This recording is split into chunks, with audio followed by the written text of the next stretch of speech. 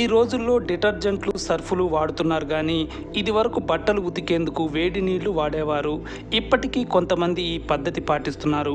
అయితే వేడి నీటితో ఉతికితే బట్టలకు ఉన్న మురికి ఎలా వదిలిపోతుందో తెలుసుకుందాం. నీటికి తలతన్యత అనే గుణం ఉంటుంది. దీన్నే సర్ఫేస్ టెన్షన్ అంటాం. ఈ గుణం కారణంగా నీటి పైభాగం ఒక పొరలాగా ఏర్పడి ఎలాస్టిసిటీ కలిగి ఉంటుంది. అలాగే బిగుతుగా కూడా ఉంటుంది. అంటే నీటి బిందువులన్నీ ఒకే చోటికి చేరుకుంటాయి, గుంపుగా ఉండేందుకు ప్రయత్నిస్తాయి, విడిపోవడానికి సిద్ధపడవు. ఈ నీటిలో బట్టలు వేస్తే ఆ బట్టలలోకి నీరు దూసుకెళ్లదు, నెమ్మదిగా వెళ్తుంది.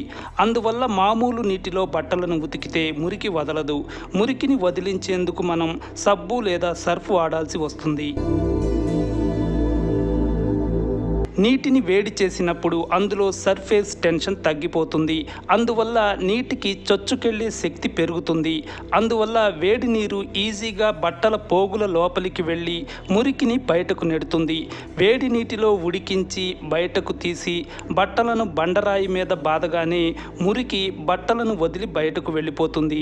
ఈ విధానంలో సబ్బులు, సర్ఫులు వాడకుండానే చాలా త్వరగా, తేలికగా మురికిని పోగొట్టవచ్చు. అయినా కొంతమంది వేడి నీటితో ఉతికేటప్పుడు కూడా డిటర్జెంట్ వాడుతున్నారు. వేడి గంజి నీటిలో బట్టలు ఉతికినప్పుడు కూడా ఇదే ఫార్ములా వర్తిస్తుంది. అందుకే గంజిలో ఉతికిన బట్టలు మరింత బాగా క్లీన్ అవుతాయి.